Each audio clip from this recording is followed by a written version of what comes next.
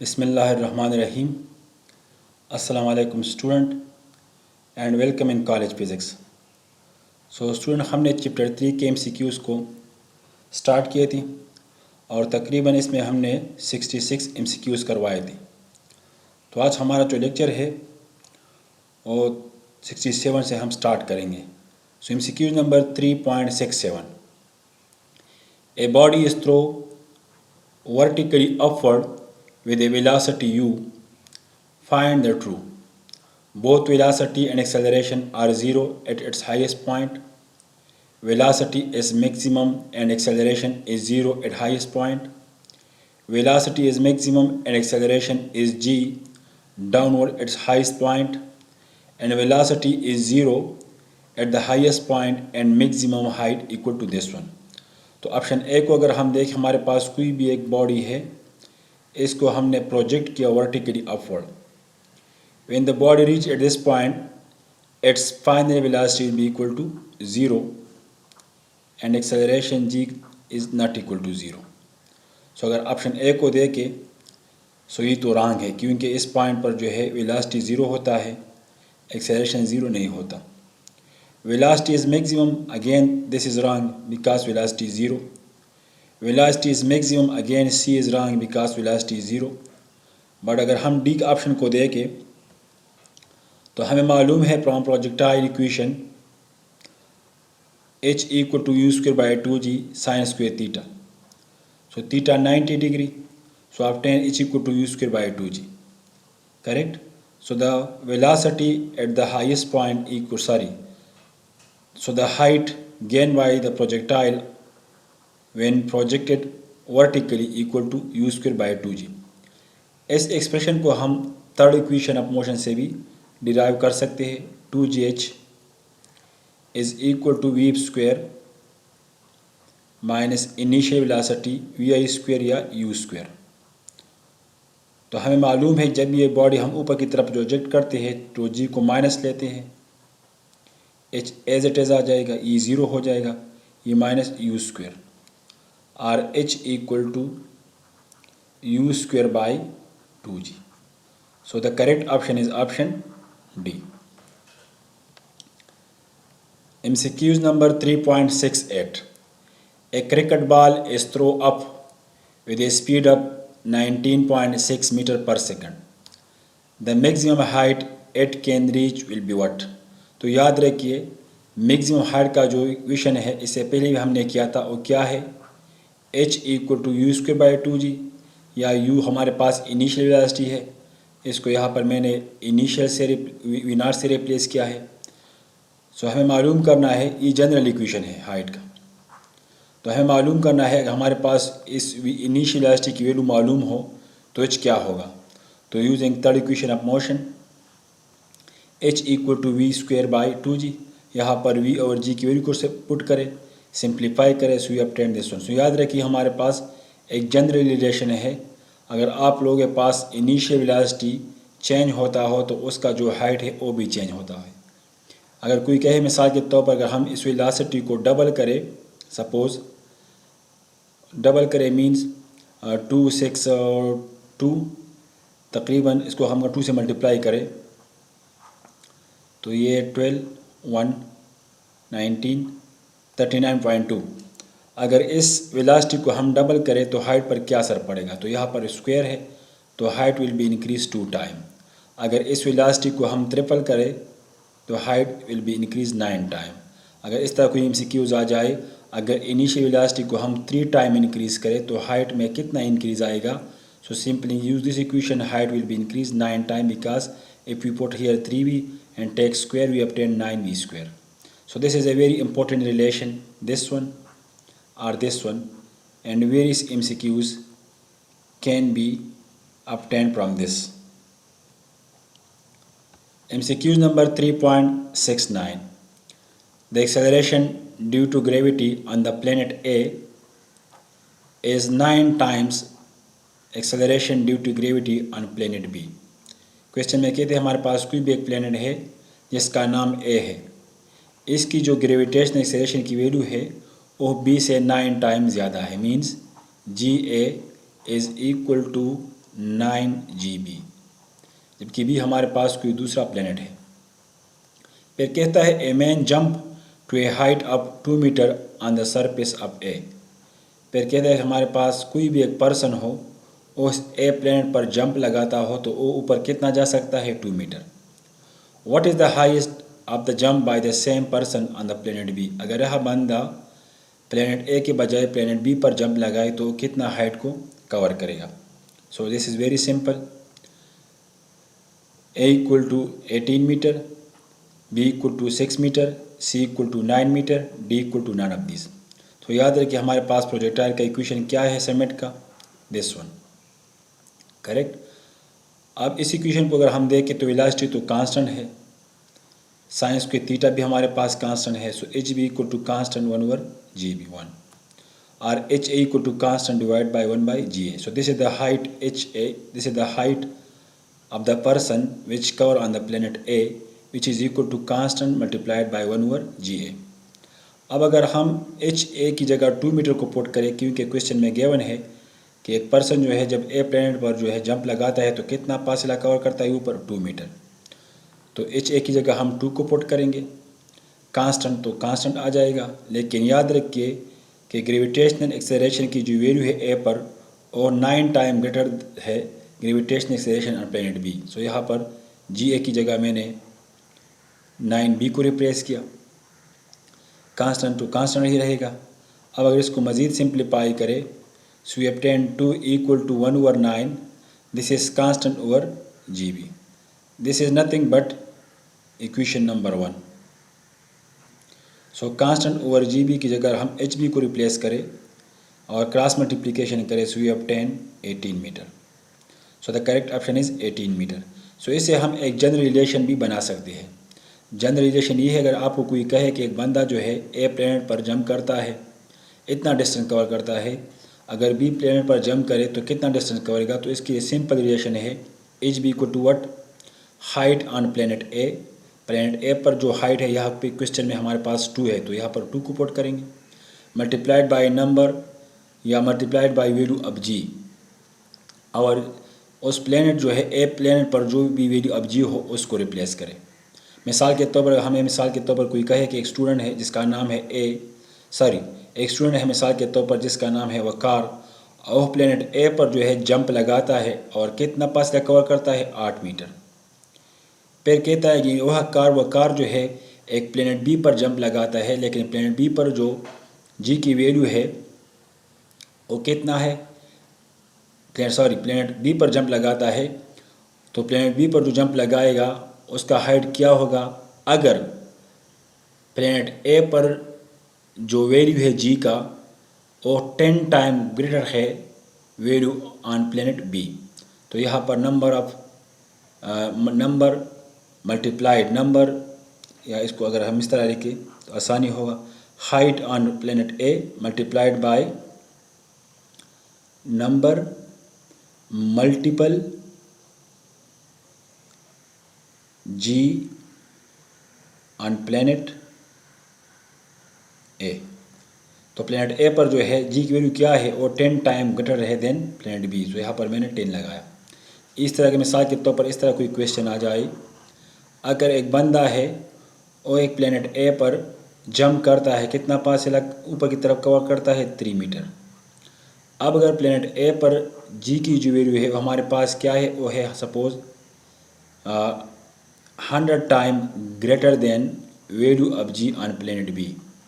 तो planet B पर कितना फासला ऊपर की तरफ कवर करेगा अगर यही बंदा वो प्लेनेट बी पर जंप लगाए। तो simple, the height cover on planet B equal to what, यहाँ पर लिखेंगे क्या, height gain by the body on planet A which is 3, and then multiply the value of G A which is equal to 100 GB। तो जो भी term आपके पास हो, मिसाल के तौर पर यहाँ पर हमारे पास है कि जी ए की जो वैल्यू है वो 100 टाइम ग्रेटर देन बी, तो यहाँ पर 100 लगाएंगे। अगर यहाँ पर आ जाए कि वैल्यू ऑफ जी जो है G A equal to 5 time then value of G 3, तो यहाँ पर 5 लगाएंगे। तो हमारे पास एक सिंपल रिलेशन बन गया, height on the planet B equal to height on planet A multiplied by multiple value of g. MCQ number 3.70. A body falls from rest in the gravitational field of the earth. The distance traveled in the fifth second of its motion will be what? So this is very simple. Initial velocity को हम 0 put करेंगे और nth distance formula को use करेंगे g/2 2n-1 और इसको simplify करेंगे we obtain 45 meter. 3.71. Two balls of same size but the density of one is greater than that of the other are dropped from the same height, then which ball will reach the earth first? तो याद रहे कि according to Galileo, different masses, different density, when released from the same height, they will be reached to the ground at same time. So both reach to earth simultaneously.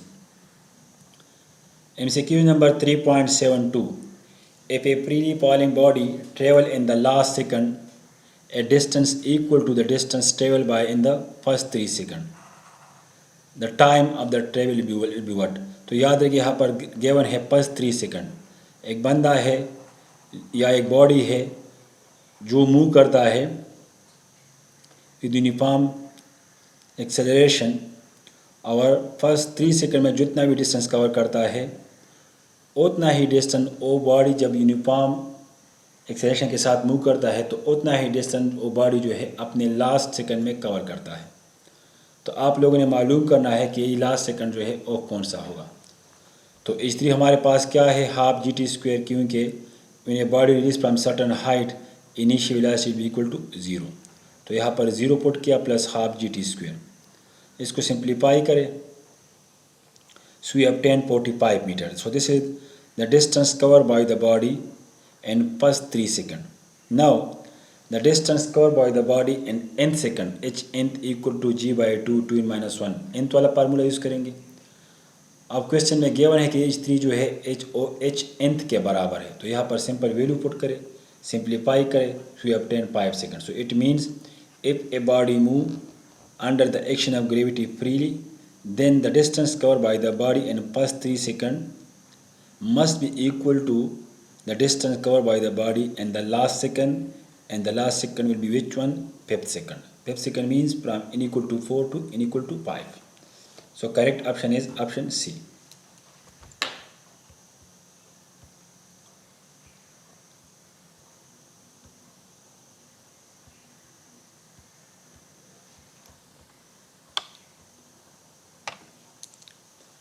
MCQ number 3.73.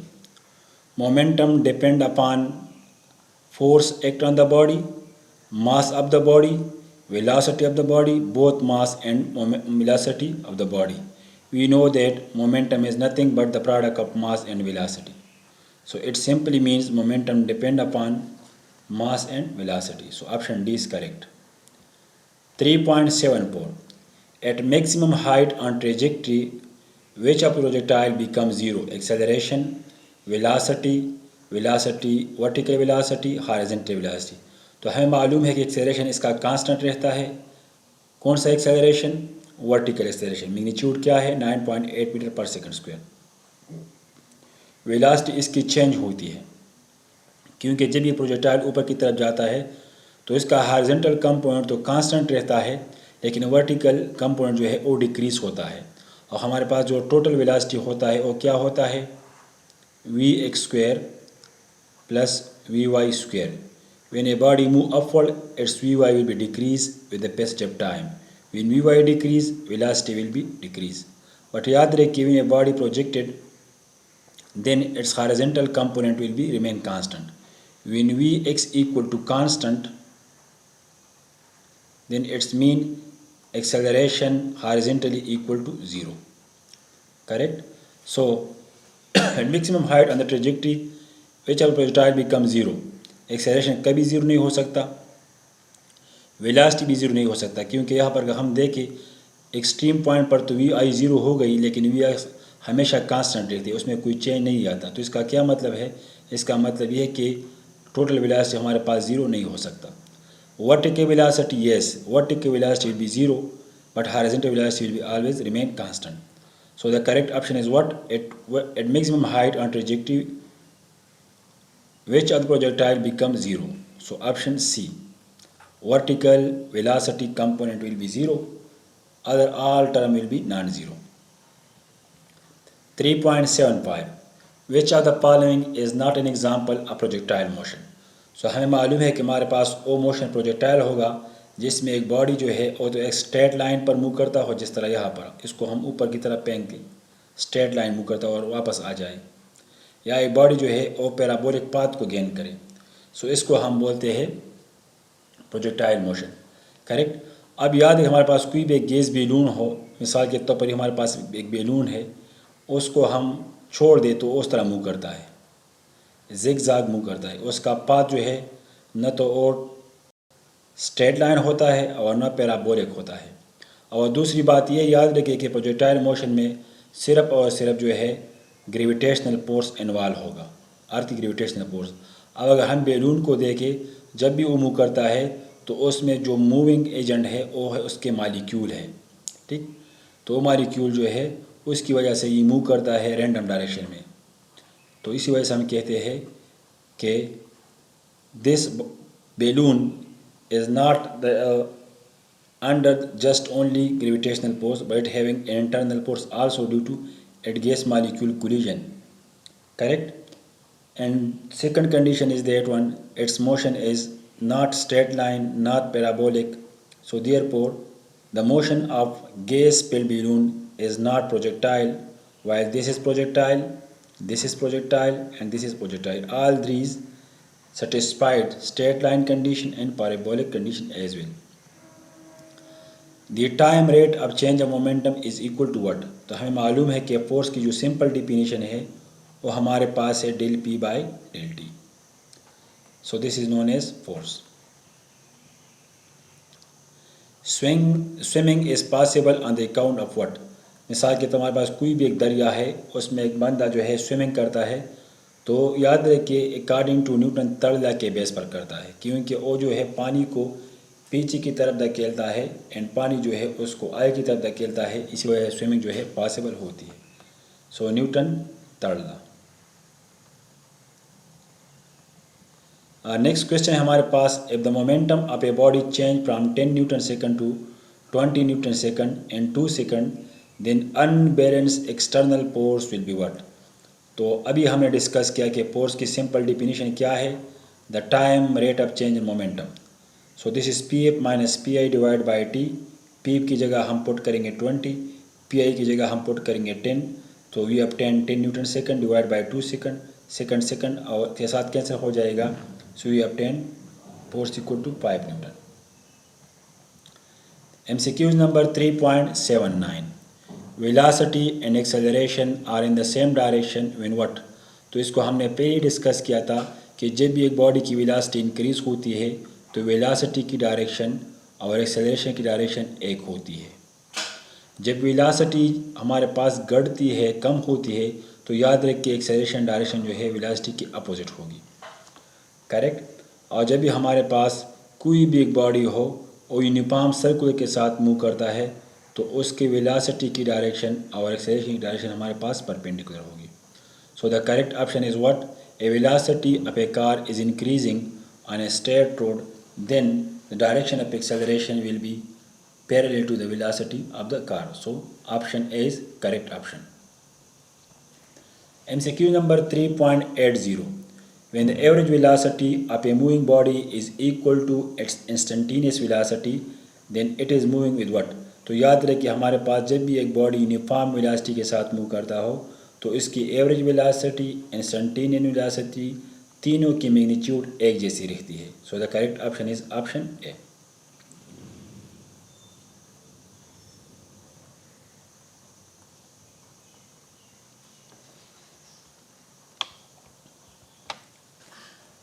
MCQ number 3.80, inertia is the property of a body linked to tendency of a body.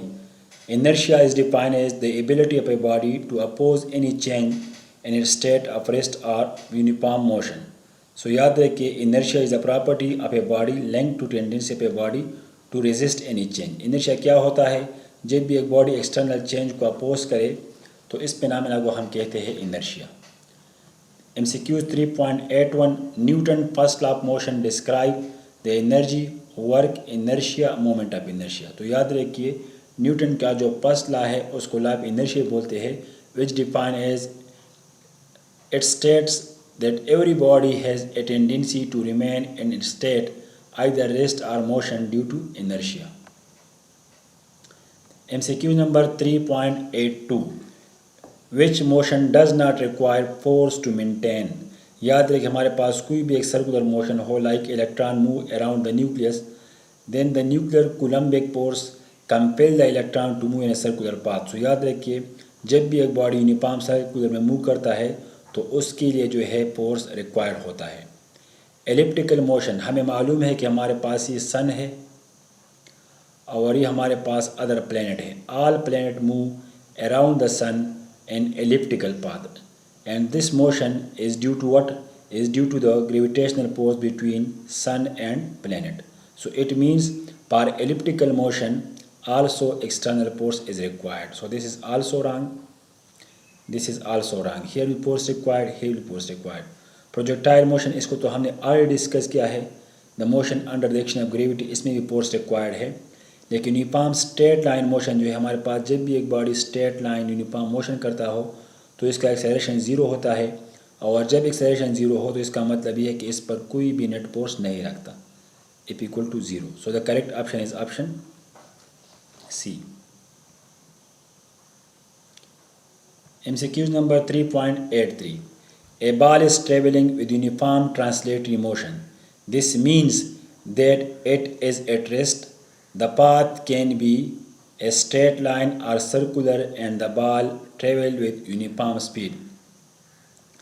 All parts of the ball have the same velocity, magnitude and direction and the velocity is constant. So this is the only correct option. When a ball moves with uniform velocity on a straight line, then its all particle will move from one point to other point with same passion. So the correct option is option C. 3.84 An object will continue moving uniformly when the resultant force on it is increasing continuously। याद रखिए जब भी एक body पर जो है force increase होता हो तो बॉडी यूनिफॉर्म वेलोसिटी के साथ फिर मूव नहीं करता। The resultant force is at right angle to its rotation. The resultant force on it is zero. The resultant force on it began to decrease. So when an object will continue moving uniformly when the resultant force on it is zero। तो याद रखिए हमारे पास कोई भी मिसाल के तौर पर एक बॉडी हो, लेट सपोज जी वाला हो, और इसकी यहाँ पर वेलोसिटी क्या है 10 मीटर पर सेकंड है। स्ट्रेट मूव करता है, यहाँ पर भी इसकी स्पीड क्या है, sorry velocity 10 metre per second. Straight move करता है, यहाँ पर इसकी वेलोसिटी क्या है 10 मीटर पर सेकंड। तो यहाँ पर from let suppose this is point A, this is B and this is C. So what will be the acceleration in A B interval, that is zero. What will be the acceleration in B C interval, this is zero. So when acceleration is zero then it means the force will be zero, there will be no net force act on the body. So option C is correct. MCQ number 3.85 When a body is stationary, there is no force acting on it. This is wrong. The force acting on it is not in contact with it. The combination of force acting on it balance each other. याद रखिए हमारे पास जब भी एक body हमारे पास stationery हो तो उस पर जितने भी फोर्स एक्टिंग करेंगे वो सारे के सारे फोर्स हमारे पास उसके क्या होंगे, उसका नेट सम जो है वो क्या होगा, नल वेक्टर होगा या ज़ीरो होगा। So the best choice is option C. When a body in stationary then it means the sum of all force act on the body equal to zero. मिसाल के तौर पर हमारे पास एक बॉल है, इस पर डाउनवर्ड की तरफ भी फोर्स लगता है, this is place on the surface of a earth, और ऊपर की भी तरफ भी फोर्स लगता है। तो याद है कि अगर दोनों का हम सम करें तो ज़ीरो होगा, तो इसी वजह से तो हमारे पास स्टेशनरी है। लेकिन अगर हम ऑप्शन ए को देखें, there is no force acting on it, no, इस पर तो फोर्स एक्ट करते हैं, एक डाउनवर्ड है एक अपवर्ड है, इस पर फोर्स है लेकिन फोर्स का सम जो है वो ज़ीरो है। तो बेस्ट ऑप्शन जो है ये वाला है, क्योंकि यहाँ पर जो है बैलेंस की बात की गई है कि forces will be balance each other, then the body will be in equilibrium.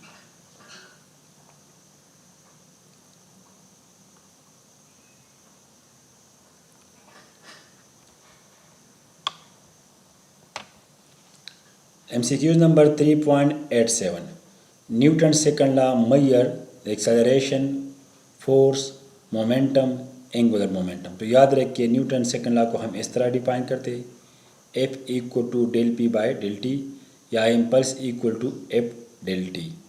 Impulse हमारे पास क्या है? इम्पल्स हमारे पास चेंज इन मोमेंटम है। सो क्वेश्चन में कहता है कि Newton second law measure acceleration, force, momentum, angular momentum. So the best option is this one, because according to Newton's second law, which simply means, simple definition is the time rate of change of momentum is known as force। और इसको हम इस तरह भी लिख सकते हैं, F is equal to ma। So Newton second law में जो है मेजर कंट्रीब्यूशन का जो टर्म है इस सारे ऑप्शन में वो हमारे पास फोर्स है। Newton second law equal to what? Newton second law measure the acceleration, force, momentum and angular momentum. So इस एक्सप्रेशन में अगर हम देखें, इसमें हमारे पास एक्सेलरेशन नहीं है लेकिन एफ मौजूद है। इसमें अगर हम देखें मोमेंटम नहीं है लेकिन एफ मौजूद है, करेक्ट। तो याद रखिए force is the more fundamental part in Newton second law compare to acceleration and momentum. MCQ number 3.88, china wares are wrap in straw of paper before packing. इस क्वेश्चन में कहते हैं हमारे पास लेट सपोज कोई भी गिलास है और उसके बर्तन है, गिलास के बर्तन है, या उसको हम कहते हैं चाइना वेयर। तो कहते हैं कि हम ये सारे बर्तन को जब भी कंपनी में बनाते हैं, तैयार करते हैं, तो फिर इसके ऊपर जो है कागज़ को चढ़ाते हैं, उसमें पैक करते हैं। क्यों? तो याद रखिए जब भी इसको हम किसी भी कागज़ उसके ऊपर रैप करें तो इसका एडवांटेज ये होगा कि जब भी ये गिरेगा, ज़मीन के साथ ही टकराव करेगा, तो पहले फोर्स जो है वो कागज़ को ट्रांसफ़र होगा और फिर जो है वो बर्तन को ट्रांसफ़र होगा। मींस यहाँ पर इम्पल्स फिनोमेना यूज़ होता है। यहाँ पर जो है हम इस बॉडी में अगर इसके ऊपर कोई भी कागज़ चढ़ा देते हैं तो हम इसका जो कोलिजन टाइम इंटरवल है उसको इंक्रीज़ करते हैं। जब कोलिजन का टाइम इंटरवल इंक्रीज़ करते हैं तो फिर इस पर फोर्स कम लगते हैं। Means the force is inversely proportional to 1/Δt। अगर हमारे पास कोई भी लेट्स सपोज एक बर्तन है और इसको हम ऐसा ही रहने दें, इसके ऊपर कागज़ को न चढ़ाए, अगर ये किसी भी ज़मीन के साथ टकराव करेगा तो ये डायरेक्ट ज़मीन के साथ कांटेक्ट हो जाएगा और इस पर मैक्सिमम फोर्स लगेगा। लेकिन अगर हम इस बर्तन को ले लें और इसके ऊपर किसी कागज़ को रैप कर दे, इसके ऊपर को चढ़ा दे और ये ज़मीन के साथ कांटेक्ट करे, तो पहले जो है फोर्स इस कागज़ को ट्रांसफ़र होगा और फिर उसके बाद जो है बर्तन को ट्रांसफ़र होगा। मींस यहाँ पर जो है हमने इम्पल्स फिनोमेना यूज़ किया है। यहाँ पर हमने टाइम इंटरवल को इंक्रीज़ किया है और टाइम इंटरवल के इंक्रीज से यहाँ पर इस बर्तन पर जो फोर्स लगता है वो कम लगेगा। और हमें मालूम है व्हेन फोर्स एक्ट पर time t then this product is known as impulse। so due to impulse A। MCQ 3.89, which one of the following is not a force? Impulse, tension, thrust, air resistance। याद रखिए impulse is what? The product of force and time, so this is not force। This is tension, which unit is Newton। This is thrust, this is unit is Newton, this unit is Newton, but the unit of this is what? Newton second। So only in these four options, option A is incorrect। MCQ 3.90, in which of the following cases net force act on the body is zero? So option C will be correct। A car moving with uniform velocity, a book lying on the table, both A and B, D, none of these। सो याद रखिए हमारे पास जो है option A भी ठीक है और B भी ठीक है। मिसाल के तौर पर हमारे पास कोई भी ये अर्थ हो और इस पर हम एक बॉल को रख दें तो इस पर जो फोर्स लगेंगे नेट फोर्स पर क्या होगा? Let suppose the earth attract the body toward its centre with force of 30 Newton suppose. तो इस तरह जो है इस पर ऊपर की तरफ जो नॉर्मल फोर्स लगेगा उसकी मैग्नीट्यूड भी हमारे पास 30 न्यूटन होगी, लेकिन अपोजिट डायरेक्शन में। अगर इसको हम पॉजिटिव ले लें आसानी से तो इसको हम माइनस लेंगे तो नेट सम क्या होगा? 0 न्यूटन। तो net force will be null vector. इस तरह हमारे पास कोई भी एक बॉडी हो यूनिफॉर्म वेलोसिटी के साथ मूव करता हो, तो जब भी एक बॉडी यूनिफॉर्म वेलोसिटी के साथ मूव करता हो इसका एक्सेलरेशन ज़ीरो होता है। When acceleration equal to zero so force will be zero. So option A is correct as well as option B is also correct. MCQ number 3.91. A man is standing at the center of frictionless pond of ice. How can get himself to the shore? By throwing his shirt in a vertically upward direction, by spitting horizontally, he will wait for the ice to melt in pond, unable to get at the shore. याद रखिए हमारे पास कोई भी एक pond हो और इसमें आइस हो और इसमें एक बंदा हो, वो खड़ा हो या इसमें डूब गया हो और बंदा कहता है कि मैं इस किनारे तक पहुंच जाऊं, तो याद रहे ये क्या करेगा, ये थूकेगा। ये मिसाल के तौर अपनी मुंह से इस तरह थूकेगा। तो according to Newton third law action reaction same mutual opposite direction. ये थूकेगा, ये स्पाइटिंग करेगा और इसके बेस पर जो है इस पर इस तरह का एक फोर्स लगेगा और बहुत अरसे के बाद बहुत टाइम बाद इस पॉइंट तक पहुंच जाएगा। According to Newton third law action reaction same magnitude opposite direction ता बलते वलाड़ी तरफ वलाड़े रहतु की चिल्लाड़े तसर रहतु की वलाड़े बदी तरफ तजी करेक्ट मोशन मदा से कई उन्होंने वाजे यकम दे पदमाने बदी तरफ तपोर्स लगी द बॉडी बदा से मोशन स्टार्ट की आधा बदी बल देता अनावर से। MCQ number 3.92. The acceleration of an astronaut is zero once he step out of his accelerated spaceship in the interstellar space. This statement is in accordance with what? Newton's second law of motion, Newton's first law of motion, Newton's third law of motion, all of these. So याद रखिए when there is no force there will be no acceleration. So जब भी हमारे पास कोई भी astronaut हो और उसके एक्सेलरेशन ज़ीरो हो तो उस पर कोई भी फोर्स एक्ट नहीं करेगा। Correct. So the correct option is B.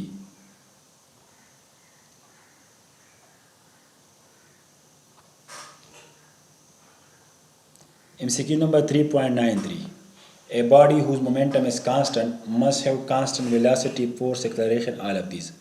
Momentum क्या होता है? The product of mass and velocity या P by M is known as velocity. अब हमारे पास momentum भी constant है, mass भी constant है, तो automatically velocity भी constant रहेगी. So correct option is A.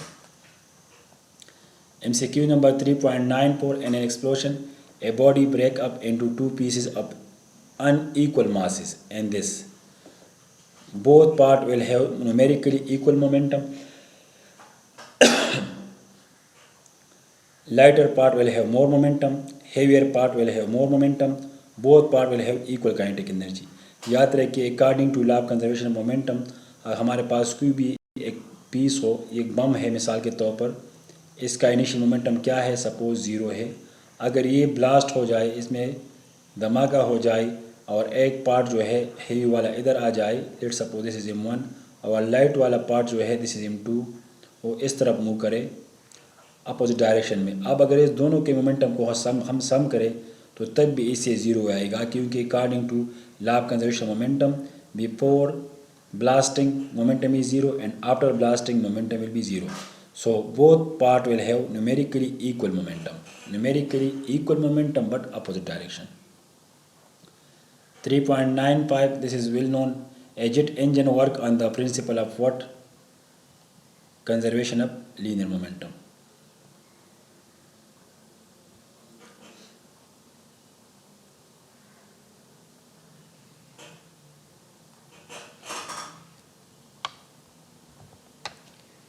MCQ number 3.97. A monkey is climbing up a roof, then the tension in the roof must be equal to the force applied by the monkey on the roof. This is correct. Must be less. हमारे पास कोई भी एक monkey ऊपर की तरफ जा रहा है एक रूप पर, एक रस्सी पर, तो automatically according to Newton third law action reaction same magnitude and opposite direction. मिसाल के तौर पर हमारे पास अगर इसको मंकी की जगह हम आसानी से इसको ड्रा करें, एक पूरी को ड्रा करें आसानी से, ये हमारे पास जो है एक बॉडी है, ऊपर की तरफ जा रहा है।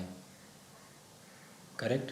तो याद रखिए अर्थ भी है जो है इस पर फोर्स लगाएगा इस पर, क्योंकि according to Newton third law action reaction same magnitude but opposite direction.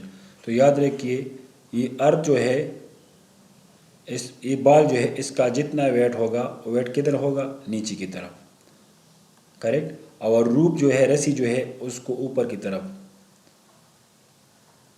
खींचेगा, करेक्ट। लेकिन according to Newton third law जितने फोर्स अर्थ इस बॉडी पर लगाएगा उतना ही फोर्स जो है ये रूप इस पर ऊपर की तरफ लगाएगा, बशर्ते कि ये रूप जो है और जो है ब्रेक ना हो जाए। सो the correct option is option A.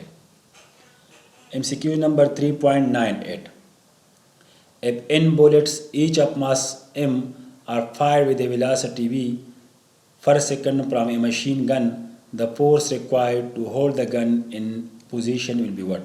Question में कहते हमारे पास एक मशीन है, एक पिस्टल है, एक बंदा है, उससे जो है इतने बुलेट्स को फायर करता है पर सेकंड में। अब ये बंदा कहता है कि ये पिस्टल जो है ये मेरे हाथ में ही रहे और ये आगे पीछे न जाए, तो ये बंदा कितना फोर्स लगाएगा कि इसको ओरिजिनल पोजीशन पर रखे। n+1 mv by n, mv divide by n square mnv। तो याद रखिए अगर हम यहाँ पर n को लगाए तो n क्या है, n हमारे पास है number of bullet per second. तो ये number of bullet per second है और ये 1 है, ये दोनों हम ऐड नहीं कर सकते क्योंकि दोनों के डायमेंशन डिफरेंट है। इसके डायमेंशन क्या है, इसका डायमेंशन है t-1 और इसका डायमेंशन क्या है m0 t0 l0। सो दोनों एडिशन इम्पॉसिबल। अब अगर इसको हम करें और इसमें यूनिट को पुट करें तो इससे जो यूनिट आएगा और फोर्स का यूनिट नहीं आएगा। आप चेक करें, इनकी जगह क्या रखेंगे 1/सेकंड, यहाँ पर भी 1/सेकंड रखेंगे, यहाँ पर भी 1/सेकंड। लेकिन ये 4 ऑप्शन में ऑप्शन डी जो है अगर हम इसमें यूनिट को पुट करें, इनका यूनिट क्या है number of bullet per second, 1 इस मास का क्या है किलोग्राम, वेलोसिटी के मीटर पर सेकंड, इस सारी को मल्टीप्लाई करें so we obtain n which is equal to force. So याद रखिए जब भी एक बंदा चाहे कि ये पिस्टल या मशीन जो है मेरे हाथ में ही रहे और आगे पीछे न जाए तो कितना फोर्स लगाएगा m/v। याद रखिए इस m/v के बेस पर बाद में मैं 2-3 MCQs को भी ट्राई करूँगा। MCQ number 3.99. A hammer weighing 3 kg strike the head of a nail with a speed of 2 meter per second. Drive it by 1 centimeter into the wall. The impulse imparted to the wall will be what? Impulse की simple definition क्या है Pf minus Pi या impulse equal to 0 minus mv क्योंकि final velocity हमारे पास 0 है। इसमें value put करें so we obtain 6 Newton second. And MCQ number 3.100. The time required to stop a car of mass 800 kg moving at a speed of 20 meter per second over a distance of 25 meter will be what? Vp equal to Vi plus At या T equal to minus Vi by A. Correct? Using third equation 2AC equal to V square minus Vi square. Correct? So यहाँ पर acceleration क्या हो जाएगी? Acceleration equal to minus 8 meter per second square.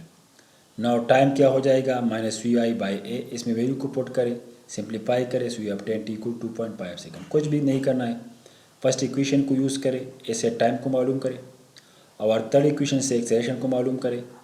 Acceleration की value जो है equation 1 में put करें तो automatically you obtain the time required to stop the car. Thank you for today.